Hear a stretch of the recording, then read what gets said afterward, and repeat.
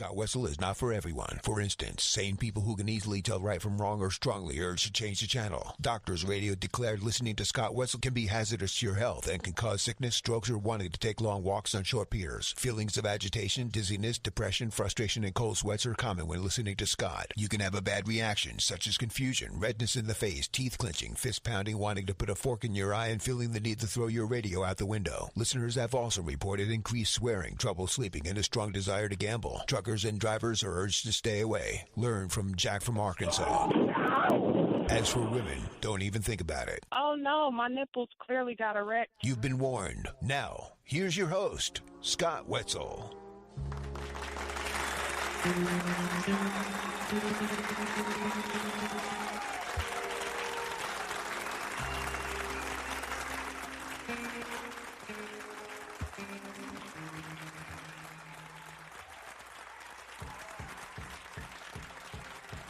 And welcome to the Scott Wetzel Show on a marvelous Monday afternoon right here on FanStreamSports.com. Yours truly, Scott Wetzel, sitting in for the next 2 hours or so as we take a look at the world of sports.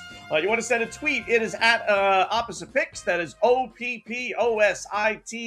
Picks, P-I-C-K-S. Email me. Go to the website, OppositePicks.com. Hit the contact Scott icon and fire away. Or just go to SWOppositePicks@yahoo.com. Following us on our YouTube channel, The Scott Wetzel Show, then hit that like and subscribe button, and we can converse back and forth over the next 2 hours. A lot to get to today. We say that all the time, but especially so on Mondays and Fridays, where we got to recap all the things that happened in the world of sports. A little NFL recap. Weekend number 2 of the preseason in the books.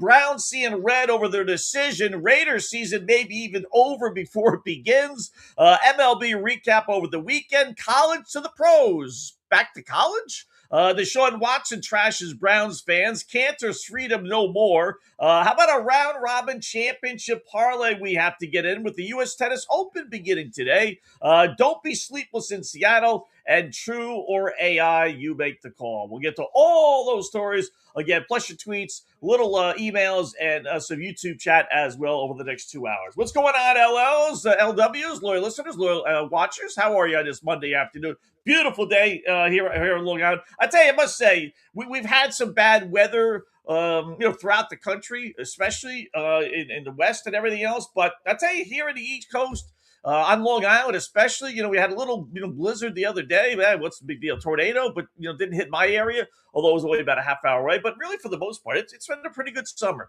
Not too hot, not too cold. Maybe that's why the bugs are just nasty. I don't know why they didn't spray around our house like they normally do every summer. But I must say, after probably 6 o'clock, unfortunately, which is when I'm all set to go outside and do some yard work and stuff. Man, it is just unbearable. It really, with all the bugs, it's just very, very, very weird. But anyway, this afternoon, beautiful day, so hopefully it's nice by you. A lot to get to. We got some football news with the Cleveland Browns deciding who their quarterback will be. No real surprise, I suppose. We got some baseball stuff to get to, including got a little tip on a team that I'm going to pass along to you guys with the Seattle Mariners. I'll tell you what to do with them.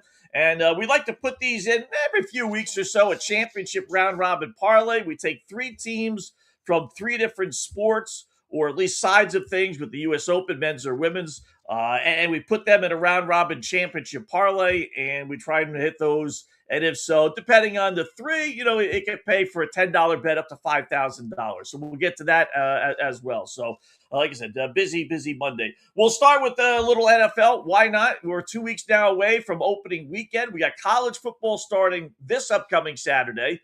Not a great slate, but we got the NFL, and this week is where, some of the final cuts are made at the end of the week, and then some of the quarterback decisions and other decisions are made. And the Browns, to really no one's surprise, I wouldn't think, whether you agree with it or not, you kind of had to see this thing coming. They choose Deshaun Watson as their starting quarterback. And, that was almost like an afterthought. But then with this weekend and Watson ripping the fans, which we'll hear from here in a second, I thought maybe, just maybe, that would allow Shedeur Sanders or one of the others on the roster to be named a starter. But nope, there's Todd Monken announcing that Deshaun Watson, the most hated guy in his, probably the most, if you thought about things, and I did, I don't know of another fan base. There are a lot of guys that are hated, whether it's LeBron James or the Alex Rodriguez of the world, right? But their general fan base likes them.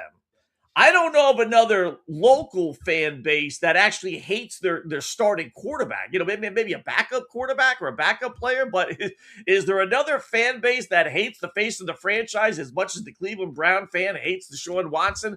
And what do the Browns do? They name him the starting quarterback today. This after about a year or so ago that the owner, if you remember, Jimmy Haslam, and he's got his own issues off the field, called the Deshaun Watson, experiment decision to make the move and sign him a swing and a miss. I mean, so you got an owner who's basically saying he effed up acquiring this dude, and then less than a year or so later, whatever it is, he's got his head coach announcing that he's the starting quarterback. Rory, the whole thing is weird. The only thing I can guess, and I don't think it would be in this case, I see this in other cases where you have a struggling quarterback, you fire the head coach, you go get a new head coach, right? And 9 times out of 10, the new head coach is going to say what to the owner or GM, whoever's making the hiring decision, right? Oh, your quarterback is good, your starting pitchers are good, your roster is good. I can make a championship team out of this club. It's not the players' fault. I can win with your guys. I can win with your quarterback, especially, right? And that's how they get the job. I mean, what guy interviews, in this case with the Browns, and says, you know what, Deshaun Watson sucks. You are morons for acquiring that guy, and you were bigger idiots for giving him a $250 million contract, right? No guy's going to get the job saying that. He's going to go in there and sell him on, okay, the decision you made was great. Whatever it takes to get the job. Even if I don't believe it, I'm going to say it. And that's maybe that's what Monken did. He's been in the league a long time. This is not a young guy. This is an older guy that's been in the league 20 plus years with the Ravens. The last 7, 8, 9 years, whatever it's been. He's had a whole lot of success. He hasn't gotten a head coaching job. So what do the Cleveland Browns want to hear? They want to hear that their roster is great. So maybe he went in there and told management Watson is the greatest thing in the world, and I'll get him back to his Houston Texans days. So he feels compelled to name him the starting quarterback. But I don't know if that's necessarily the case here because, again, we had the owner last year before they hired Monken saying that Watson sucks and that the whole thing, blew up in their faces and it was a mistake, basically, paraphrasing what he said, right? So I don't know if an incoming head coach would go down that aisle of, yeah, no, you were right all along. He is the good guy. But other than that, I don't know why he would be named him starter because Watson stinks. I mean, even before this year, he was 9-10 in 4 years. Think about that. In 4 years, he played 20 games, barely over a season in 4 years with the Cleveland Browns. Last 2 seasons ended in injury. They still owe him a ton of money, which is why he's on the roster. We've talked about this before, so I won't belabor the point. There's no upside. There's no positive. Realistically, let's say the best case scenario, the Browns go 11-6. Right? They pull a New England Patriots from last year and shock the world, right? Get to the playoffs, win a round, and maybe even 2 rounds. Get to the AFC Championship game. Watson's done. His contract is done. Do you really want to re-sign him to another $40 million plus deal? Maybe you get a little bit of a discount. I don't think so. I really don't. So that's the best case scenario. The normal scenario is he sucks and you blow the season because by the time you put in Shedeur Sanders, for the final, 7, 8, maybe 9 games, you're going to be 1-6, 1-7, 2-5, whatever the case may be. Your season's over. So you pissed away another year. To me, like I said, there's just no upside. There really isn't. And not to mention, the fan base hates him. They gave up a ton. At least the Dolphins, right? And I'm a Dolphin fan. You guys know that. At least the Dolphins finally came to the conclusion that Tua is no longer Tua. And Tua tags and Deshaun Watson are like 2 peas in a pod. At one time, both looked like they were going to be great quarterbacks. There were a couple of years, literally like 1.5 years, 2 years with the Dolphins that Tua looked like the real deal. I never bought in, but there was a point there where, when Tyreek Hill was doing great and everything else, that they looked like they had their quarterback for the next 10 years or so, right? And then all the concussions kicked in And then the last 2 seasons, he was nothing short of awful. And finally, the Dolphins this year said, that's it. We got to cut bait. Fire the GM, fire the head coach, fire, in essence, the quarterback, and just start new, right? And that's Deshaun Watson. Deshaun Watson, it's been a long time since we saw the Houston Texans, Deshaun Watson, taking his team to the playoffs. He just hasn't been that guy for the last 4 years with the Browns. He just hasn't. Even when he was healthy, and he's been healthy this preseason, and he's looked awful in the preseason. In this last game against the Buffalo Bills, he stunk. They lost 31-7. He's fumbling the football. He throw for 36 yards, in a half worth of play. He gets booed off the field. The whole team really gets booed off the field, and he takes umbrage with that. But the bottom line is, they gave up a ton. 3 first-round picks. Not 1, not 3 first-rounders to the Houston Texans. Then they give up the 5-year, $230 million contract, which makes sense. If you're going to trade a guy, you want to keep the guy, right? So, but he wasn't like a free agent coming up. He had 2 more years, if memory serves me right, on his current contract. They didn't have to do that. They went out of their way. But, okay, they're all in. Then he has the accusations of sexual assault and inappropriate conduct accusations, which I kind of forgot about that. Not that I forgot about that, mind you, but I thought that was when he was a Cleveland Brown. And I was looking it up today. It actually was when he was with the Houston Texans. That's the part I forgot. I could have swore that's actually when he was with the Browns. But no, it was actually when he was with the Texans. They still make the trade. They still give him the $250 million. They still hand him the keys to the franchise, and it's just like, wow. I mean, they were absolutely, positively all in on this dude, right? And then we all know what happened. So if you missed the story this past weekend, which leads into Monken somehow or another naming him the starting quarterback, right? So Watson stinks. The team stinks. Taking out a Buffalo Bills team, they're playing for nothing. Maybe a little inspired with the Ed Oliver story, but his son actually passed away a couple of months ago. Not exactly sure why it came out this weekend. How they buried a kid's, a player's son dying in an awful pool accident, like what happened with Ed Oliver. But somehow or another, that got buried in the news. So maybe they're playing a little inspired because of that. But like I said, they've known that for a couple of months now, even though we did. So anyway, playing a team that's playing for nothing. Cleveland gets destroyed 31-7 at home. They boo Watson and really the whole team. And here was Deshaun. This is what started it all now. Here was Deshaun Watson after the game talking about the fans. Man, I didn't have no reaction. I think the biggest thing is he's fixing his earring. I think you guys know too, and I think the whole world knows. It has nothing to do about the performance. It's a little bit personal than that. So I think it's a disrespectful thing. So yeah, I mean, I'm gonna keep whatever I feel with me and my family internally on how I feel about that. And yeah, just move on. But don't you think, Deshaun, that winning and playing better would eliminate some of that booing? Great question. Last time I played on this field, I tore my Achilles. And that same fan base, they cheered when I got hurt. So does that have to do with, what does that have to do with anything about performance? When a person get hurt, especially for your own city, and they cheer. Does any of that make you regret coming here? Another good question. I don't regret anything in my life. I think the Lord put me through situations for a reason. So I don't regret anything at all. But, I had different thoughts on how it was going to be. But, it is what it is. Sometimes, the tables turn. And I'm patient enough because I'm a child of God to, wait for that time to change. So I'm not tripping on it. First things first, Deshaun, right? Don't blame the Lord for your issues off the field, right? I may not be the most religious person in the world, but I like to think I'm going to heaven. I've been nice enough over my years. Don't be blaming God because you decided to play hanky-panky or tried to play hanky-panky with the masseuses, right?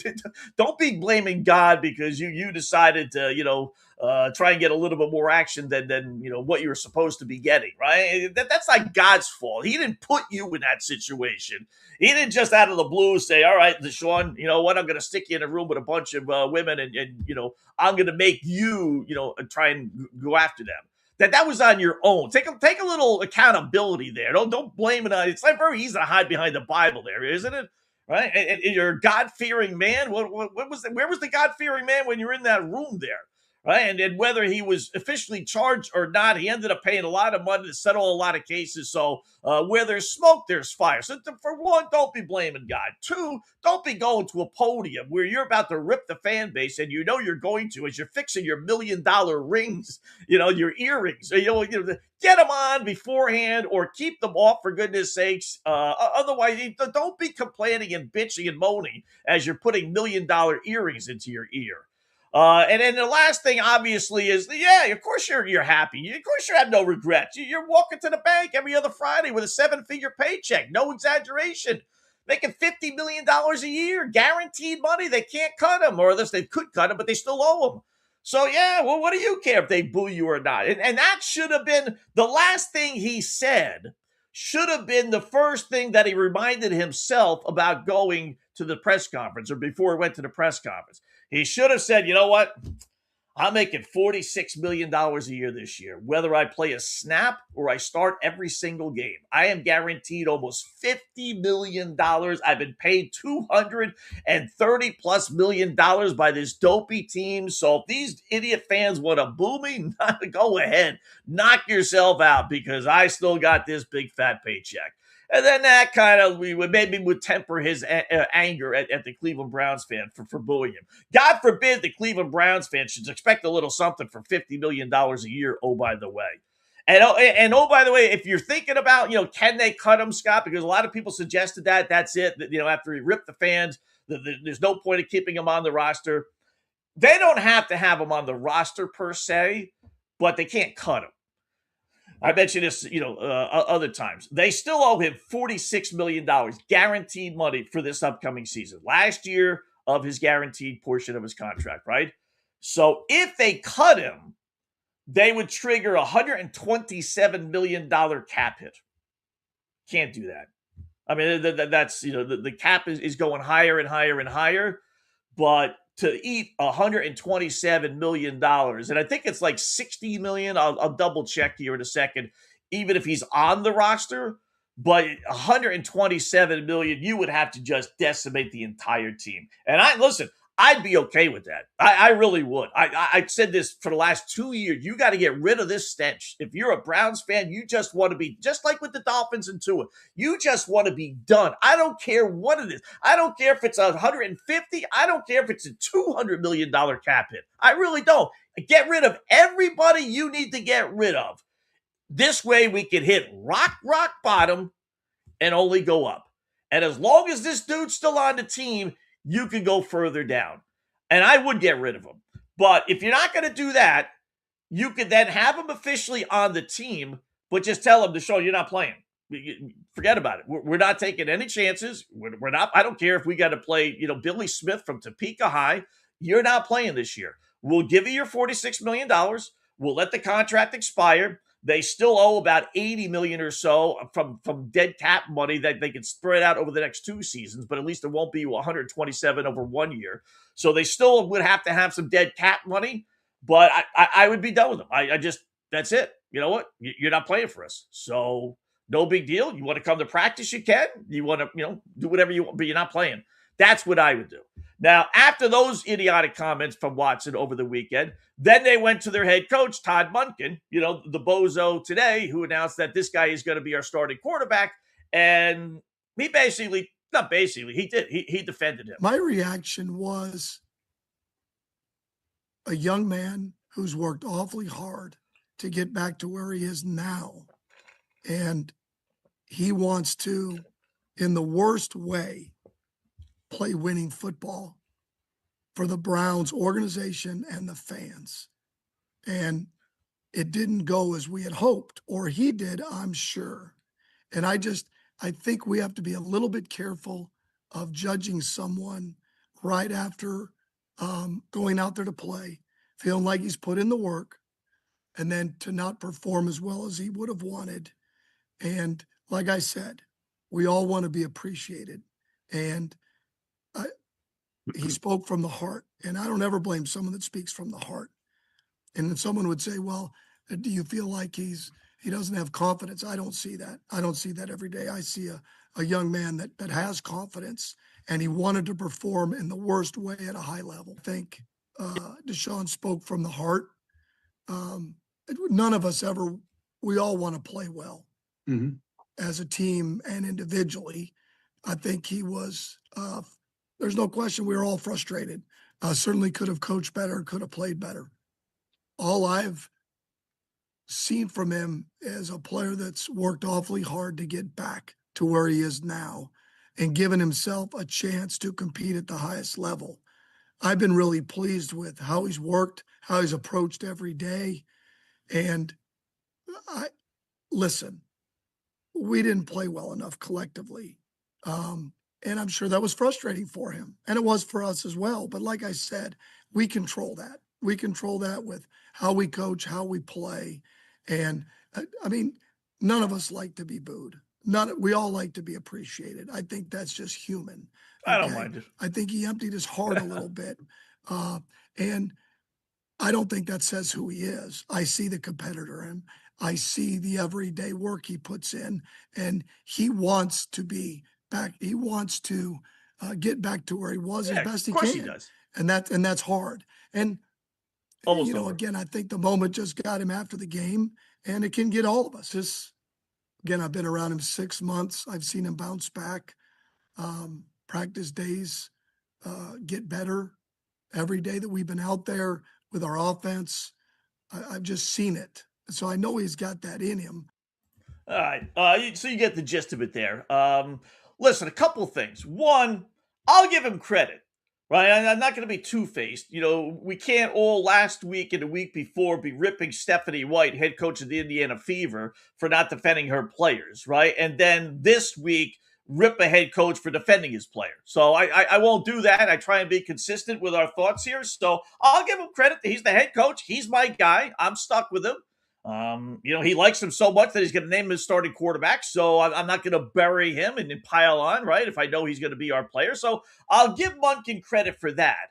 But, then that's where it stops because, of course Watson wants to try. Of course he wants to play. Why, Scott? He's making $46 million a year. He's made $230 million or will make, when everything is said and done. Yeah, but this is also, as I told you, the last year of his contract. He doesn't have any more money guaranteed. It's all done after this year. He's going to be a free agent this season, or the Browns will do something stupid and re-sign him. So if there ever was a year, whether it's football, baseball, basketball, hockey, every single sport known to mankind, every single athlete in the last year of his contract does whatever it takes, becomes the nice guy, stays longer for practice, comes earlier for practice, puts in the hard work. Why? Because he knows this season, off season anyway, is going to be, pay up time. He's going to want to get a new contract. You think he wants to stink this year and get a backup contract for maybe $5-6 million, something like that? Or do you think Watson wants to, resurrect time, drink from the fountain of youth, have a great season, and even if it's not with the Cleveland Browns, sign somewhere else for 3 years, maybe $100 million realistically? Yeah, so don't make it out like Watson out of the blue is all of a sudden this Mr. Nice Guy and he's doing all the right things and he's working hard. Of course he is. Where was that 2 years ago? Where was that 3 years ago? Where was that 4 years ago? I know Monken wasn't there, so he couldn't have seen it to begin with, but it's not like this guy is going over the deep end to try so hard. He's trying so hard because this is the last year of his contract. And he wants a new fat deal next season. So I don't doubt he's trying hard. Unless he's just like a complete dog and just wants to end his football career, which is clearly not the case. He's got a family. He's got bills and those paychecks stop coming in. All of a sudden that faucet is turned off. Well, you'd be surprised how that changes people's lives. He's used to having, clearing $30 million a year realistically, right? Out of the $50 million he's grossing. So yeah, that's why he's trying hard. That's why he's coming to practice it. And yeah, I don't doubt it. Just like with Tua. I don't think Tua's a bad guy. I don't think Tua's necessarily quit. They all want to go back to where they used to be when they were really good. But That doesn't mean just because you want to doesn't mean you will. Big difference in desire and having it actually get done. There's two levels to being a dog. And then maybe the Watson's not at that absolute lowest level where I'm just taking the money and running all 5 years. All right. But again, you could want something, but that doesn't mean you're going to get it. And that's the case with Watson. If you've seen him play as a Cleveland Brown, and then you watched him, this past weekend, I had the game on. I mean, he's just awful. He's just awful. It makes you wonder, like, how was he ever good? Same thing with Tua. When you see Tua throw, I mean, and he didn't play this weekend, which shows you a little something about the Atlanta Falcons, right? Now they beat the snot out of the Indianapolis Colts, but Tua didn't have to play. So the third and fourth string quarterbacks put 30 plus points on the board, where the two starters, couldn't. But it makes you wonder, like, was there a day when Deshaun Watson was actually good? And I don't know if he was ever really great. He just came in at the right time when the scrambling quarterback was somewhat unique to the NFL, and they were changing all the rules, and you couldn't hit this guy, and you couldn't hit that guy, and he was smart enough to take advantage of that. And I loved him in college. I did. I was a Clemson fan with him. I was rooting for them against Ohio State or Miami or whoever the hell they played, right? I always supported him. One of them is a Dolphin when they were thinking about trading him. There was some buzz about him going back to Miami, but it didn't happen. And really from that point on, as a Cleveland Brown anyway, he's just been nothing, just absolutely nothing. So I would have cut him. I would have taken the 127 million dead cap hit. And I think you would have, you know what? I would have been okay with the owner just coming out and saying, listen, we want him off the team. It's been 4 years. Like I said, the owner came out and said it was a disaster. It was a swing and a miss. So here's the deal, Cleveland Brown fans. If we get rid of him, then we're going to have to get rid of 2 or 3 other guys. But they did. They got rid of Myles Garrett and his fat contract. They could have gotten rid of a couple of more. I think the Browns fan would have at least appreciated that. Fans are pretty smart. And if you tell the fan, listen, we're going to suck. All right. So whatever we do in 2026, it's all based on the future years because we're getting rid of this contract and this guy and we're being done with him. Fire the head coach. We're going to move on. And they didn't do that. They kept him around, and now they're going to name him the starting quarterback. Crazy. Then you get the 49ers owner, Jed York. He's had his own issues off the field, and the whole York family, the whole 49er, DeBartolos, not necessarily York, I should say, but DeBartolos, before him, pleads no contest, spends the night in jail. He's got one more day in jail, arrested for misdemeanor engaging in prostitution charges. Oh, brother. He's in Ohio. That's where he's from over the weekend. And the charge was amended to misdemeanor disorderly conduct after he pled no contest. But it was originally engaging in prostitution. An additional misdemeanor charge of processing criminal tools, whatever the fudge that means, was added on. So he had to pay $2,500 or so in fines, $2,100, $2,200. And then he had to spend a day in jail for each one of the 2 offenses. So one day was served, I guess, when he got arrested, and then one more day in jail. You're the owner of the San Francisco 49ers. The team is worth billions, as every NFL team is, right? Billions and billions. And you're screwing around trying to pick up a hooker? Really? I mean, that is beyond crazy, right? Don't you have people? What does he do? Like walk in the streets of Ohio? Somewhere in Ohio, I forget where it was. It's not in the story that I just cut and paste. Are you walking the streets of Cleveland and asking for hookers to have oral sex, to actually have sex? I mean, how are you arrested? Did you walk up to a police officer pretending to be a hooker? I mean, that's where you have your people. Hey, listen, I'm in the mood.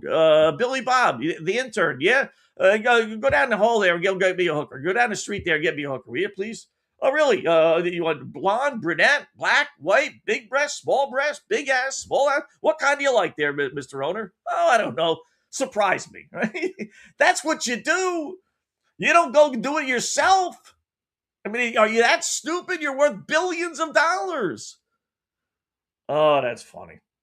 I mean, it's sad. It really is. And it's just, we all have those moments, But man, walk into any bar, as we always say with these athletes, everything get caught like this. You walk into any bar in Ohio and you tell, hey, listen, I'm the owner of the San Francisco 49ers. Really? Yeah, I'm worth billions. Really? Yeah, I'm in the mood. Who wants to join me back in my hotel? You don't think you'd have a line of broads, waiting for you to walk out of that bar and go with you for free? Or if you want to pay them some, right? I mean, it's like the guy who gets drunk with DWI. It's the same thing. I mean, it's so avoidable. It's so easy to do if you just wanted to do it on your own. It's like mind, like how is that possible? Why would you take that chance? Were you drunk? Were you in a bar and you had to go out in the streets to go get it? That's just wild. Now, that was a player, right? He'd be subject to fines and suspensions. No two ways about it. So is the NFL going to step in and suspend Jed York for half a season? I know this happened before with owners. Who's to say what they're going to do or how much they're going to partake in management decisions? You could say you can't make any decisions, but, ultimately, if Jed York says Billy Bob needs to get cut and we want to keep this guy, they're going to hear him, right? They're going to listen to him. So you could get officially punished by the NFL, I suppose, but it really can't stop you. It's not like a player where you know if he's going to play or a head coach if he's going to coach or not. And, an owner is an owner. But, man, but my maybe Super Bowl champion prediction is already kind of going up in smoke with the owner. I'm worried about the players. Now I got to worry about the management and the ownership of the San Francisco 49ers, for goodness sakes. So, all right, crazy weekend in the NFL. We'll take a break, come back. We'll look at the recap. Dolphins, playing this weekend. Tennessee, Tampa Bay, the Raiders. Ashton Jeanty, maybe gone for the rest of the season. Jets, Green Bay, some Baltimore notes as well, including the WNBA. So it's just me today. We'll have some guests later on in the week. Including Mark Lawrence on Friday. We got Colby Dant coming up on Wednesday or Thursday. Do some college football with him. But for today, it's you and I. Got a whole lot to get to, including our round-robin championship parlay and a baseball bet that's pretty smart. We'll get into it all when we come back on the other side. Scott Wetzel Show right here on FanStream Sports on a Monday afternoon.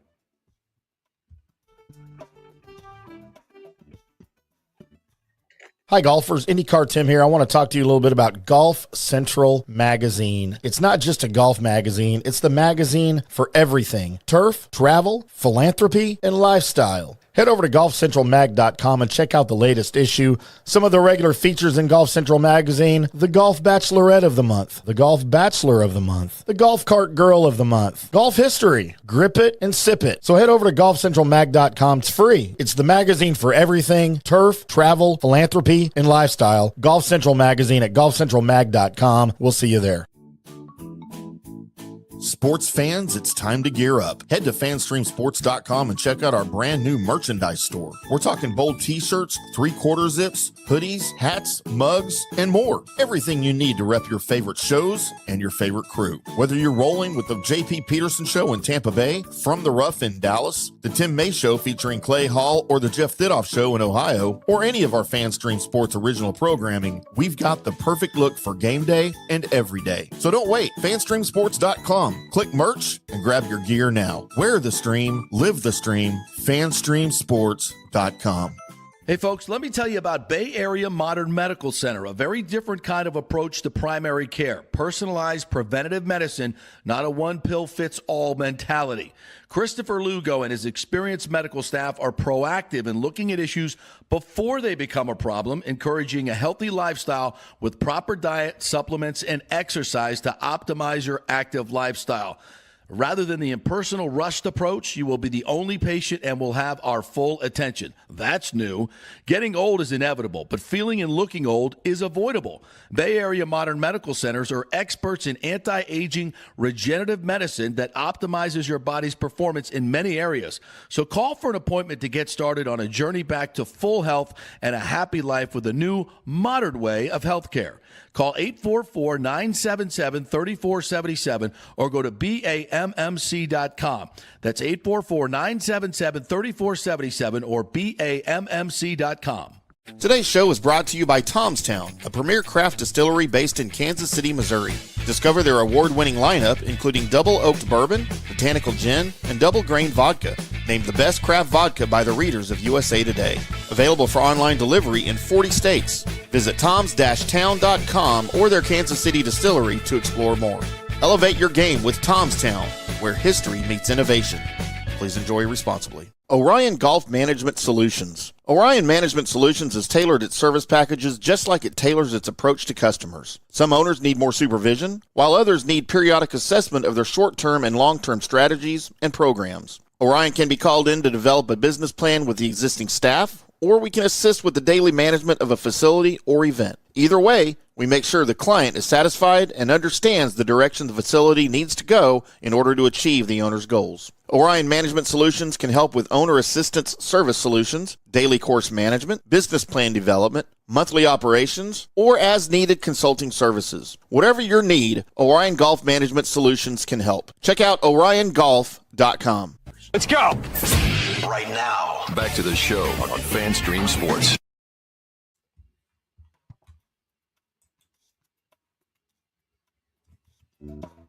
All right, welcome back. It is the Scott Wetzel Show right here on a Monday afternoon on FanStreamSports.com, FanStreamSports.com. Send a tweet at Opposite Picks. That's OPPOSITE, Picks, P-I-C-K-S.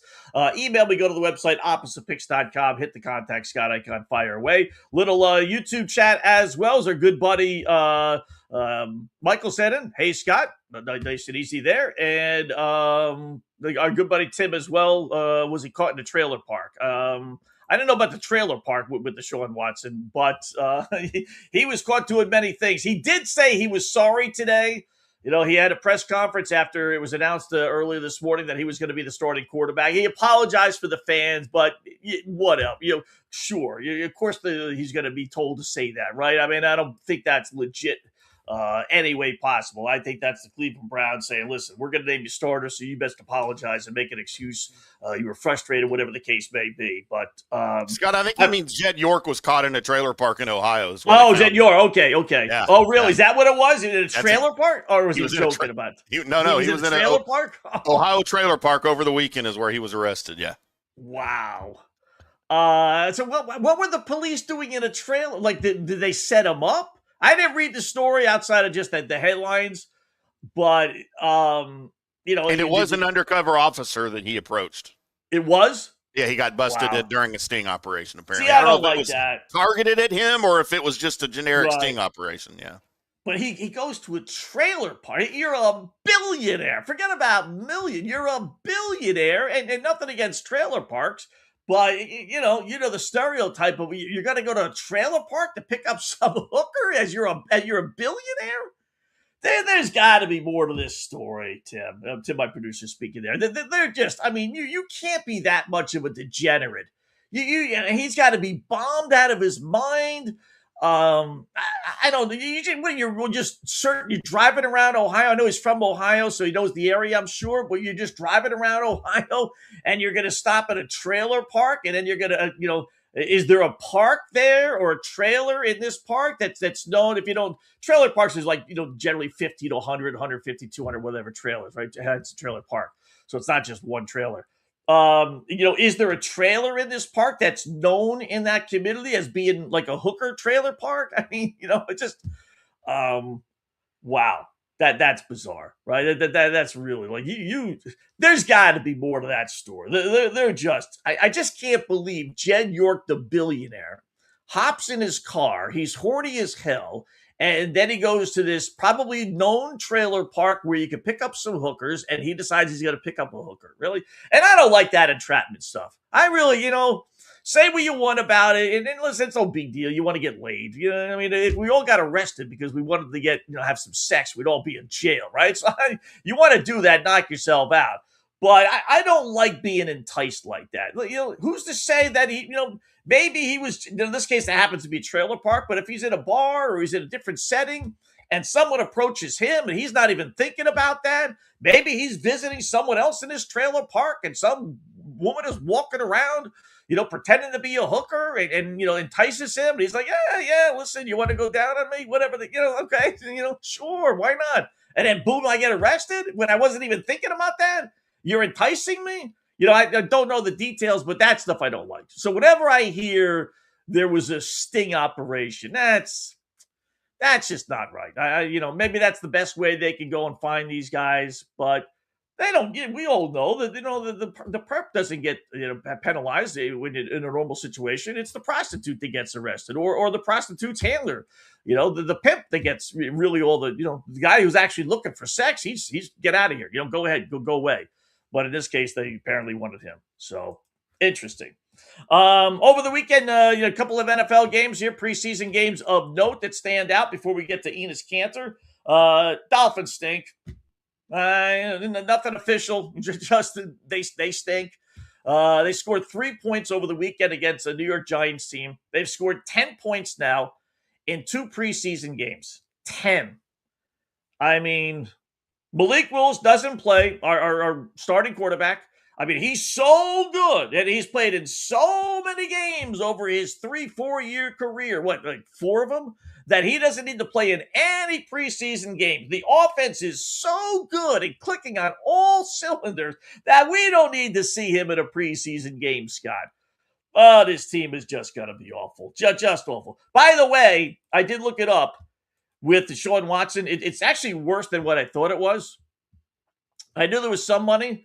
He's basically $41 million of cap hit being on the roster versus 127, right? So pretty easy decision. Keep him on the roster. However, next year, when he's not on the roster, the Browns, according to Spotrac, and they're legit, they have all this stuff down packed. He's still going to cost them $86 million on the roster. So you're really not, I mean, you're gaining because you're paying him the $40 million, but he's so far into his contract, it's like, listen, you got $127 million left of Deshaun Watson cap money. Take it in 1 year, take it in 2, take it in 3 if you want to. Take it whatever you want. Well, 1, 2, or 3. But that's what you have. So they still have $86 million next season. I would have just, again, knowing that, I thought it was maybe 40 or 50. If it's 86 next year, what am I gaining? $40 million? It's not worth it. He's not worth the aggravation. I would have just taken all $127 million this year and just been done with them and just move on. So they backload. The contract was so good that they gave him that they knew he was going to get suspended. So they backloaded all the money. His first year, I forget how much it was, he was only making about $5 million. So the rest of the $225 million, because they figured he was going to get suspended. So you don't want to have $50 million because you'll be losing $40 million of it because you're going to be suspended for 12, 13 games, right? So they backloaded it. They did the favor for them. And with the backloading of the contract, they also backloaded the salary cap. So they moved all this money at the back end of the cap. And while you may be saying, yeah, but eventually you got to pay for it, Scott, right? Yeah, but you don't have to this contract. Grand scheme of things, they figured, all right, we're going to have Deshaun Watson on our team for 10 years. We'll give him a free year in essence. We'll backload the contract. Then year number 5 of this 5-year deal, we'll re-sign him. And any cap money that we still owe him, we'll just push off into that next contract. You could do that. So they didn't anticipate him, being done in 5 years. They figured they had another 5 years after that. And, 5 years, 6 years, 7 years later, then we'll deal with it. When the cap is $500 million, no big deal. But, because he sucks, they got to deal with it now. And that's part of the problem that they created for themselves. So, yeah, they still got another $86 million after this season. Should have got rid of him. You could still get rid of him. I would. But instead, he's going to actually be their starting quarterback. Amazing. So, Dolphins suck. Tennessee stinks. Cam Ward, 8 of 12, 69 yards. Fumbles on a scramble. Now, they did win again, Tennessee. Their defense might not be bad. Seattle rested all their starters. Sam Darnold didn't play. So, I'm not going to take too much of the fact that Tennessee is 2-0. It's more Cam Ward just looks lost. Just looks lost. The only thing I sent out on Twitter to a Tennessee fan, we said the same thing about Bryce Young after year 1. Man, he just looked completely overmatched, right? Just completely. And then year number 2 seasons ago, he looked okay. Let's put it this way. He looked better. He definitely looked better. And then last year, he helped them go into the playoffs. Now, I'm not sold on Bryce Young by any stretch of the imagination. Let's face it, they got into the postseason with a losing record. So, but at least he didn't look as lost as he did that first year. So maybe Cam Ward does the same thing. But out of the 2 games we've seen him this preseason, man, he looks bad. Tampa Bay beat Kansas City despite a 69-yard field goal from Harrison Butker. Did you see that? 69 yards. Now, preseason kicks don't count for regular season records, but this would have been an NFL record. And it's only a matter of time someone kicks a 70-yarder. It's not really about the distance. There's really 2 things to a 70-plus yard field goal. You want to say 3. 1, the distance. But these guys can kick up 70 yards. They can. It's really not that. It's the accuracy, and it's the risk of, okay, if I don't make a 70-yard field goal, that means I'm giving the opposing team the ball at our own 40-yard line. They're basically in field goal range because you get it from where the kick was. So, a 70-yarder is on the 40-yard line, 60 and then 10 yards deep. So that's like, who wants to do that? But if the situation arises where it's the end of the first half or at the end of the game, would team rather have a Hail Mary from the opposing team's 50 from midfield, right? Which is what it would be. Then I just assume try a 70-yard field goal.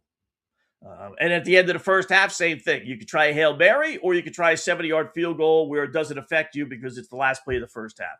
Someone's got to do it. No 2 ways about it. I've seen plenty of kicks from 60-plus, be wide right or wide left, but have the distance. It's not the distance anymore. It's the accuracy, And the only thing I could think of, if it gets to a point where, and I hope they don't do this, but, I'd rather them make the change than have 70-yard field goals. I don't want 70-yard field goals. I'm not a big fan of the punt, mind you, but I don't want to have every team basically get the football in field goal range either. So what you have to do is narrow the goalposts. I don't know the distance now. I'd have to look it up. I'm guessing it's about 25, 30 feet. That would be the only thing. Make it like 5. What is the distance, Scott? Good question. Distance. Let's try Google here. AI. What's the difference between field goal posts? 18 feet, 6 inches. In the NFL. 18 feet only? Wow. Yeah. That's, boy, I thought it'd be like 25, 30. 18 feet. Are we going to make it 15 feet, I guess? Yeah, 18 feet, 6 inches. You're right. 35 feet high above the crossbar and then 10 feet off the ground. So the crossbars are 35 feet high. 18 feet. Wow. That's pretty narrow. I guess you could make it 15. I don't know if that would necessarily stop anybody. And then that would also, make a regular field goal that much higher or harder. And I don't know if they necessarily want to do that either. So I guess we're just going to have to live with 65-yard field goals. And the miss, you can't go really much further back than from where the football was kicked from. I mean, what do you want to say? Make it another 5 yards back from that? That would be kind of weird to do that. So, but we're going to get 70-yard field goals. No 2 ways about it. Ashton Jeanty, has helped off the field in their preseason game, but looks like it's going to be okay. It was an ankle injury. Looked maybe more severe. They thought it was a knee. Everyone goes down on prayers on one knee, but it turns out, but it's typical Raiders, right? When I read about that injury yesterday afternoon or Saturday afternoon, it just reminded me of them in Arizona. When you're bad football teams, as those 2 teams are, you don't take a running back in the first 5 picks. Man, you just don't. I don't care if it's O.J. Simpson and Jim Brown and Walter Payton combined. You just don't do it. These guys nowadays are just too fragile. They're too easily replaced. So fortunately for him, it looks like he's going to be okay. But that's the Raiders. The Raiders had no business picking him. Would they pick him 3rd? I think it was top 5. I know the top 5, 4th or 5th 2 years ago. He might be a good running back, but there's just too many. Those guys are basically a dime a dozen if you know what you're doing. Hate to say it, but it's true. Jets shut out Pittsburgh 17-0. Hey, how about the Jets? He's got 2 more interceptions, which may, sound so what, Scott? But they got 1 last week. You may be saying, well, so what again? Well, they got none all of last year. Only team in NFL history to not have at least 1 interception in the season, which, if you think about it, is just mind-boggling. 17 games. Someone should count up how many passes. It's probably not that hard to figure out. Just look at the defensive stats, I suppose. How many passes is that? 25 to 30 times 17, right? About 500 or so passes. They didn't have 1.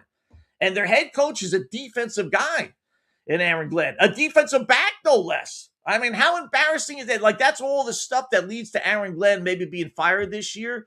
The defense was awful. They didn't have any interceptions. He's a defensive guy. He's a defensive back, His hands are on that. We'll give him a pass on the offense sucking, but the defense was so bad. I mean, not one deflected tip, not one backward pass that you thought was going forward or vice versa.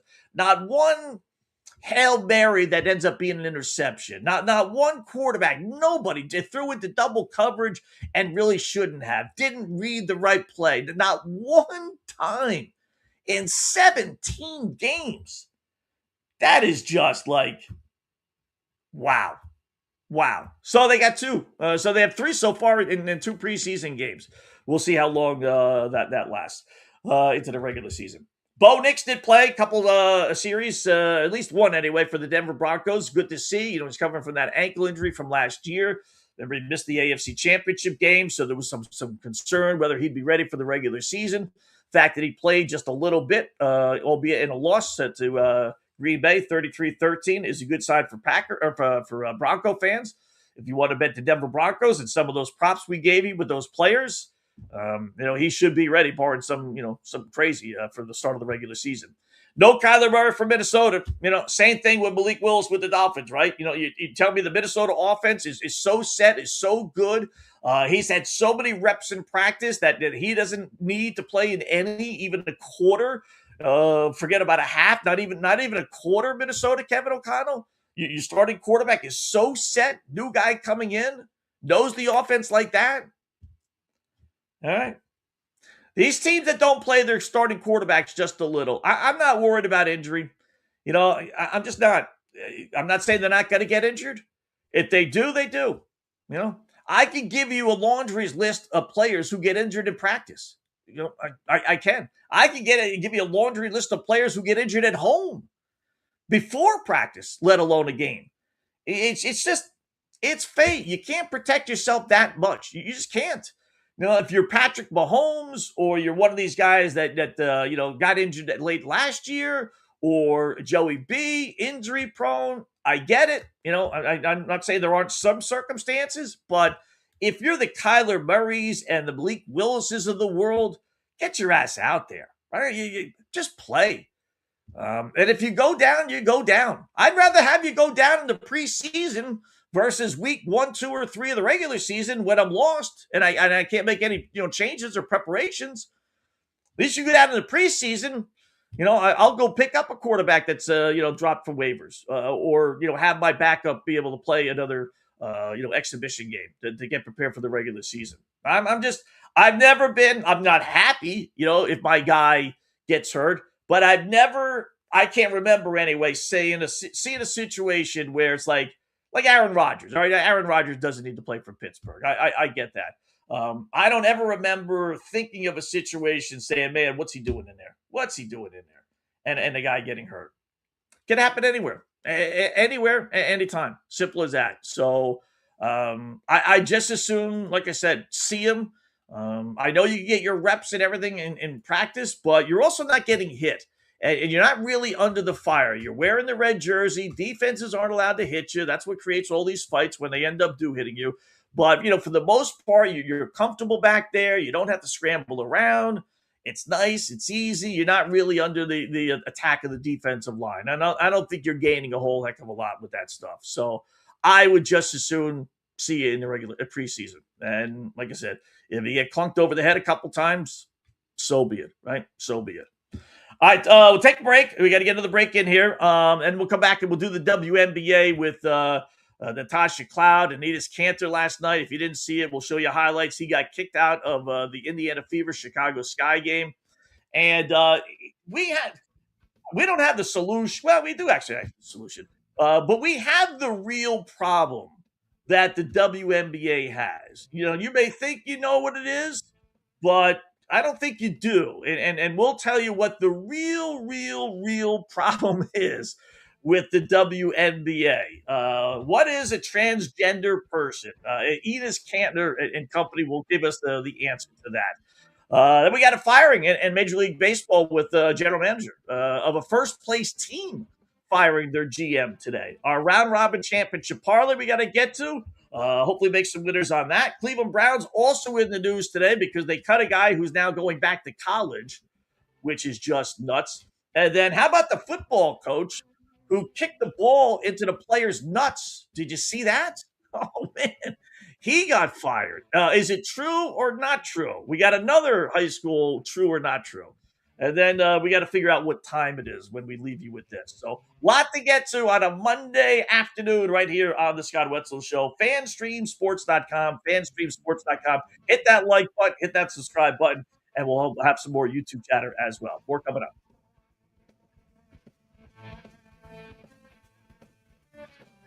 Hi, golfers. IndyCar Tim here. I want to talk to you a little bit about Golf Central Magazine. It's not just a golf magazine. It's the magazine for everything. Turf, travel, philanthropy, and lifestyle. Head over to golfcentralmag.com and check out the latest issue.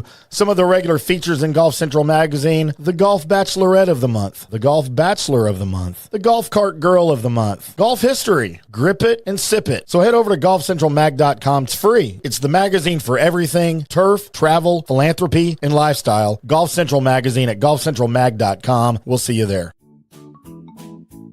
Sports fans, it's time to gear up. Head to fanstreamsports.com and check out our brand new merchandise store. We're talking bold t-shirts, 3/4 zips, hoodies, hats, mugs, and more. Everything you need to rep your favorite shows and your favorite crew. Whether you're rolling with the JP Peterson Show in Tampa Bay, From the Rough in Dallas, the Tim May Show featuring Clay Hall, or the Jeff Thidoff Show in Ohio, or any of our Fanstream Sports original programming, we've got the perfect look for game day and every day. So don't wait. Fanstreamsports.com. Click merch and grab your gear now. Wear the stream, live the stream. Fanstreamsports.com.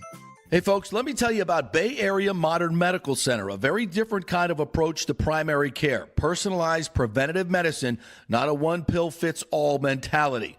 Christopher Lugo and his experienced medical staff are proactive in looking at issues before they become a problem, encouraging a healthy lifestyle with proper diet, supplements, and exercise to optimize your active lifestyle.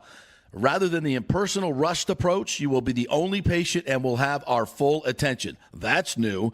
Getting old is inevitable, but feeling and looking old is avoidable. Bay Area Modern Medical Centers are experts in anti-aging regenerative medicine that optimizes your body's performance in many areas.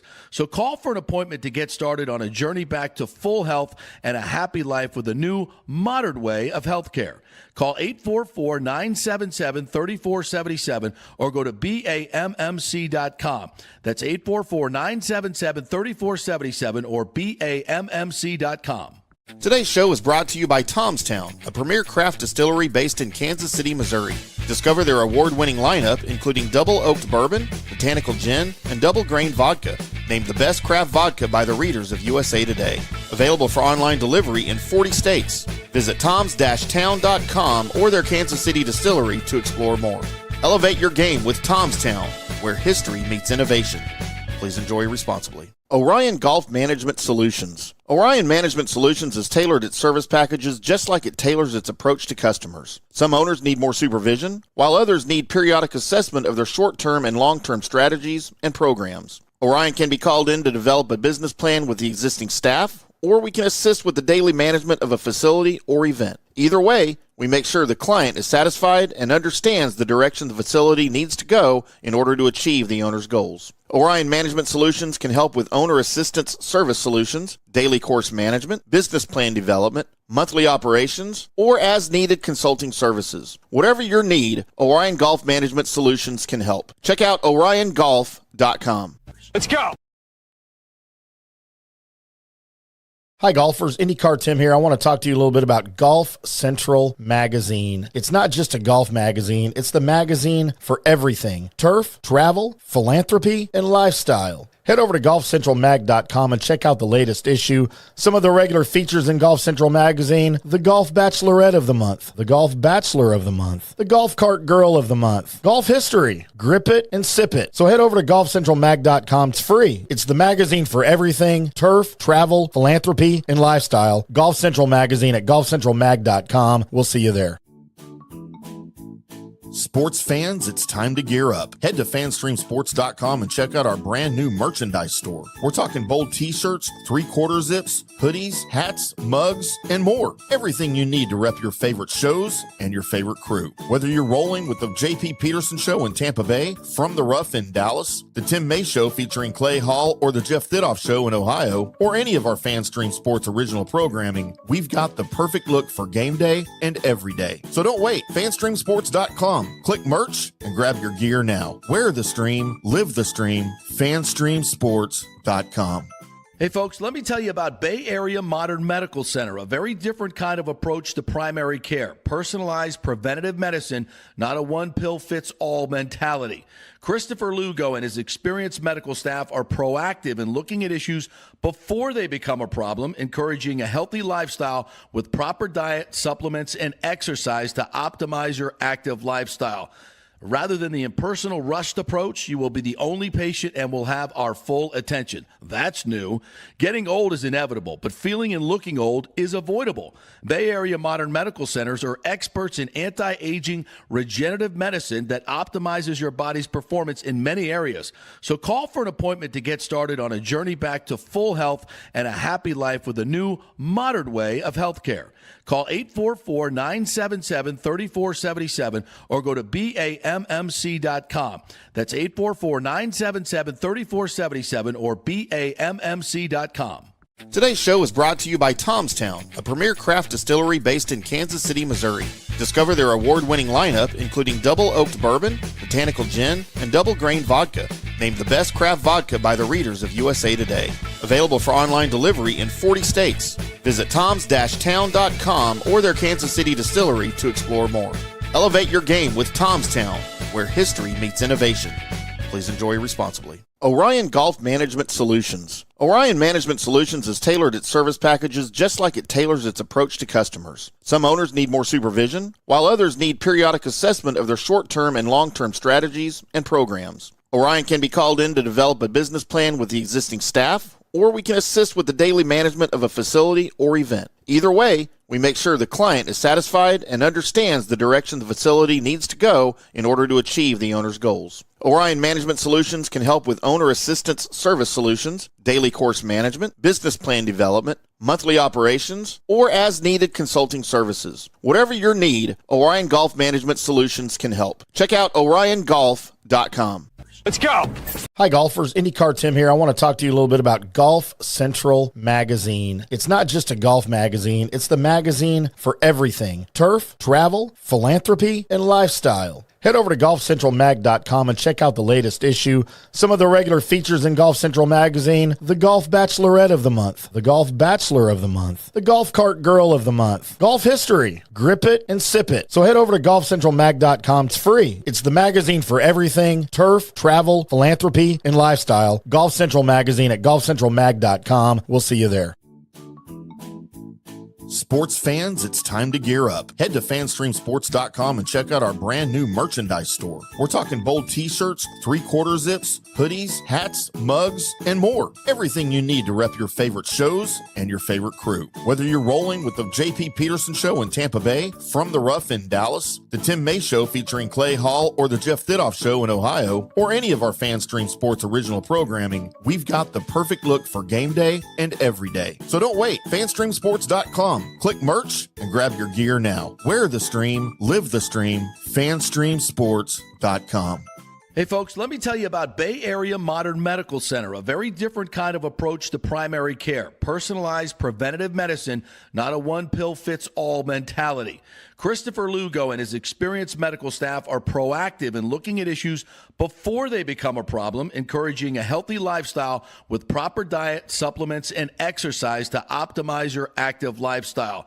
Rather than the impersonal, rushed approach, you will be the only patient and will have our full attention. That's new.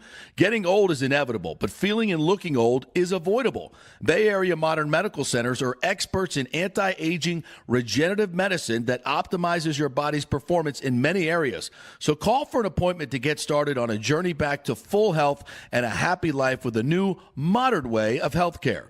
Call 844-977-3477 or go to BAMMC.com.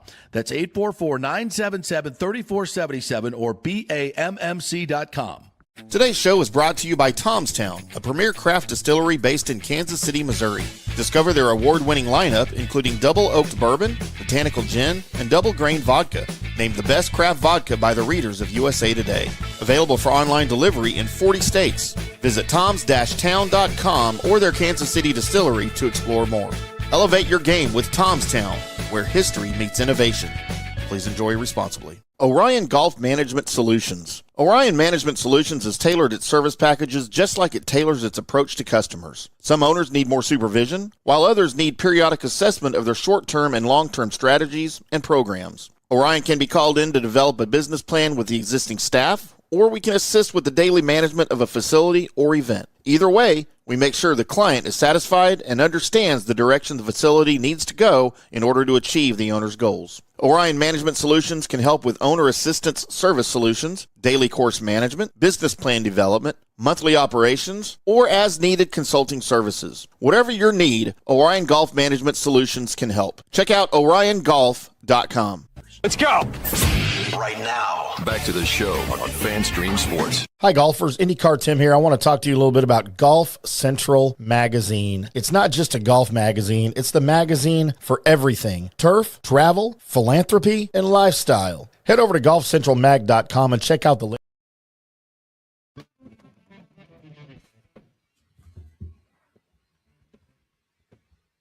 All right, welcome back. It is the Scott Wetzel Show right here on a wonderful Monday afternoon. Yours truly sitting in until right around 4 o'clock or so, another hour talking the world of sports.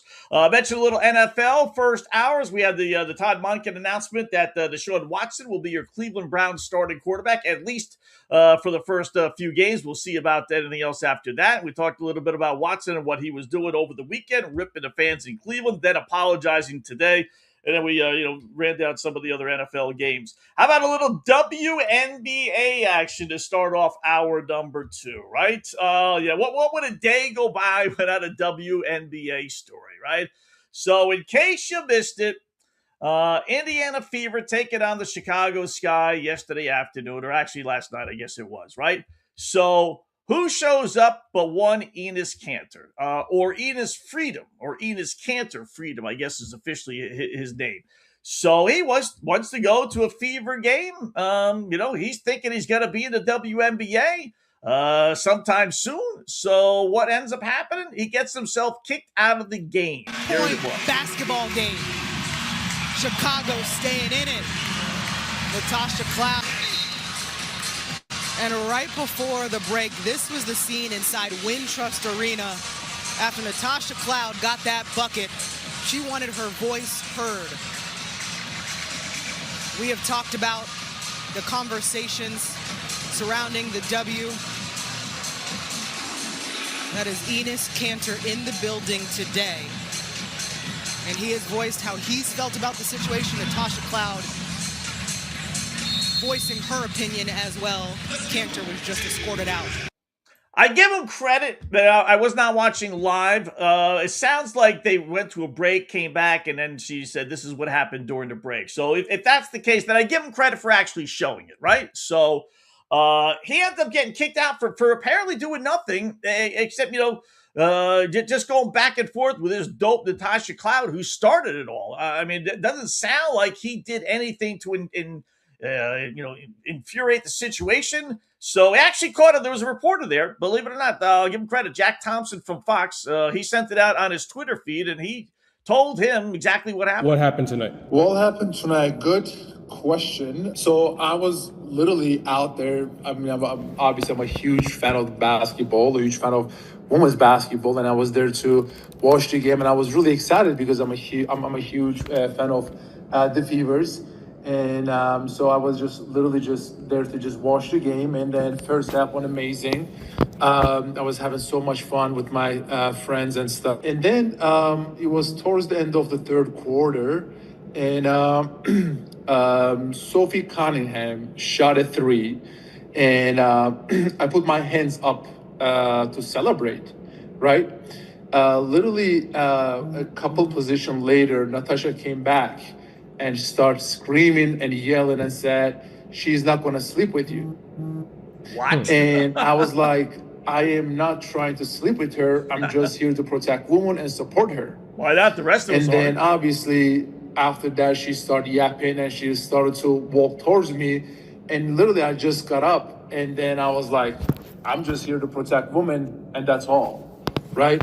And then she started to yell. She started to use some very heavy language. She started to actually cuss. And I was very shocked that there were a lot of kids and there were a lot of teenagers was at that game. And I just cannot believe that she was just cussing and using those F-bombs in front of all these kids. And that is not, I mean, I'm sure like she's loved in Chicago and many kids and idolizing her and stuff, but that's not a WNBA athlete should react, you know? And then anyway, and then after that, the security guy, came and then I was like, listen, you need to leave. I was like, can you please tell me why do I need to leave? They said, look, you just need to leave. And then they literally, I don't want to say they dragged me, but like they pretty much like pushed me to leave the gym. Let him away. And then after that, I had a conversation with the police officers, which I respect a lot. I was like, listen, I was just there to protect women.